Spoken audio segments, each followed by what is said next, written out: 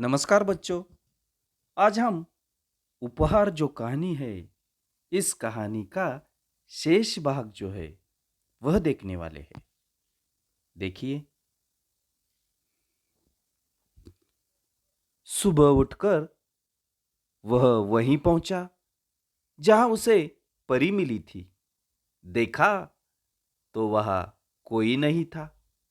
वह बैठ गया। उसकी आंखों के सामने वही लाल रंग की पोटली दिखाई देने लगी। तभी तेज प्रकाश फैला। सामने परी खड़ी थी। परी के दोनों हाथ पीछे थे। परी ने पूछा, कैसे हो? ठीक हूं, ऋत्विक ने जवाब दिया। तभी परी ने कहा, अपनी आंखें बंद करो, मैं तुम्हें इनाम दूंगी। किस बात का? ऋत्विक ने पूछा। तुम उत्तीर्ण हो गए, इसलिए। तुम क्या हो गए? उत्तीर्ण हो गए, क्योंकि परी ने इम्तिहान ली थी और उस इम्तिहान में ऋत्विक उत्तीर्ण हो गया था। तुम उत्तीर्ण हो गए, इसलिए, परी बोली। परी की बात ऋत्विक की समझ में नहीं आ रही थी। उसने आंखें बंद कर ली। परी ने उसके हाथों में एक मखमली थैली पकड़ा दी। ऋत्विक ने देखा तो हैरान रह गया। यह तो वही पोटली थी जो उसने राहगीर को दी थी। परी ने कहा, कल मैंने ही तुम्हारी ईमानदारी की परीक्षा ली थी। वह राहगीर भी मैं ही थी, इसलिए मैं तुम्हें यह इनाम दे रही हूं। इनाम यानी पुरस्कार। इनाम यानी क्या? पुरस्कार। परी ने ऋत्विक को समझाया, ईमानदार व्यक्ति के जीवन में किसी वस्तु की कमी नहीं होती। जाओ, अब तुम्हें मनचाही वस्तु मिलेगी।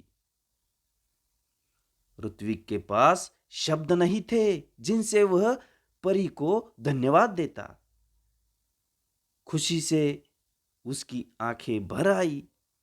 लाल मखमली पोटली ऋत्विक ने अपनी मां को दे दी। दौड़कर वह घर गया और अपने मां के हाथ में वह पोटली रख दी।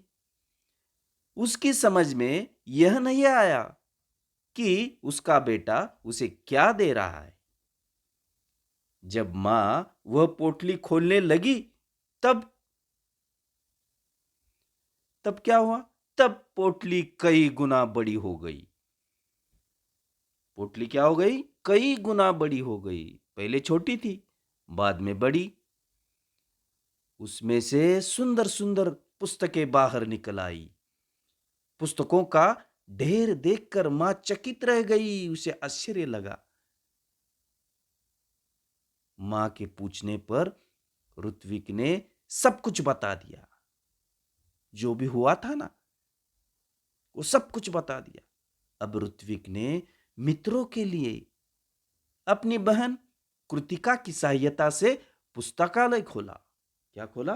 पुस्तकालय। फिर बाद में वहां सभी बच्चे आकर अपनी मनपसंद पुस्तकें पढ़ने लगे। उनको पूरा गांव पुस्तक मित्र के नाम से जानने लगा। ऋत्विक ने पुस्तकालय को ही अपने जीवन का ध्येय बना लिया। उसका सारा समय पुस्तकों के बीच बीतने लगा। एक दिन पुस्तक पढ़ते पढ़ते ऋत्विक की आंख लग गई। देखता क्या है कि पुस्तकें उससे बातें करने लगी।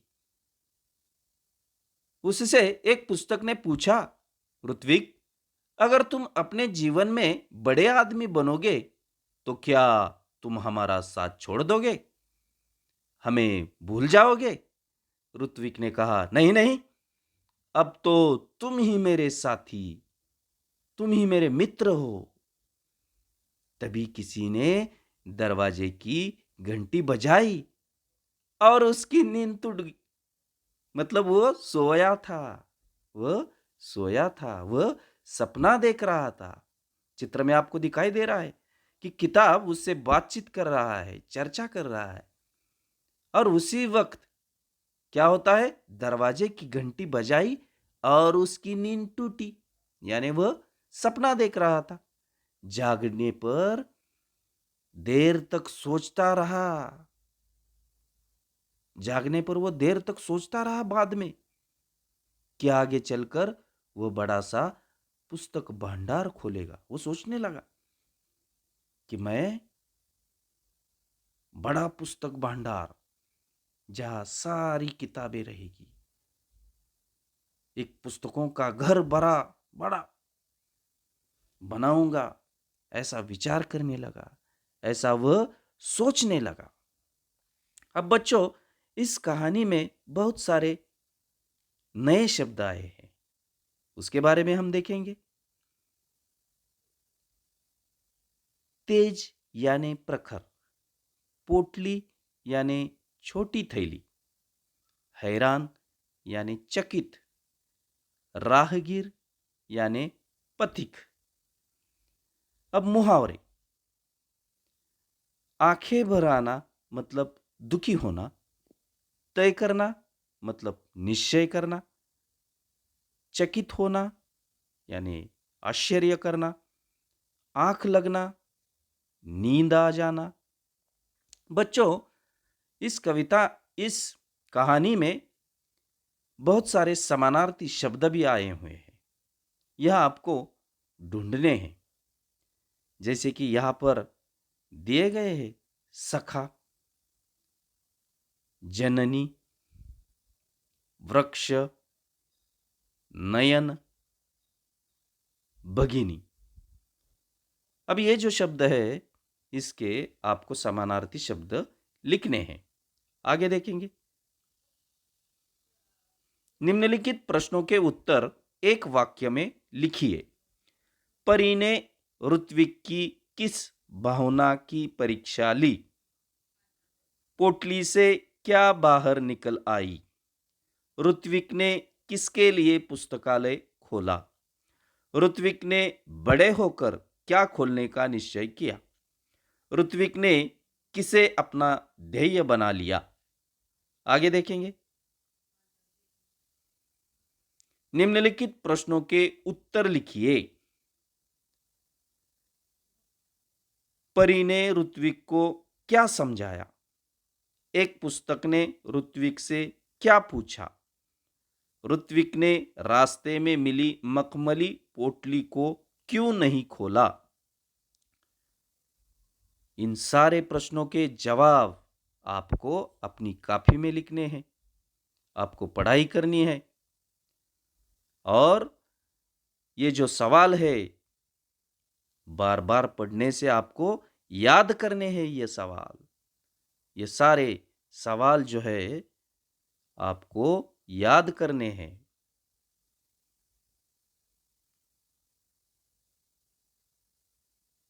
धन्यवाद।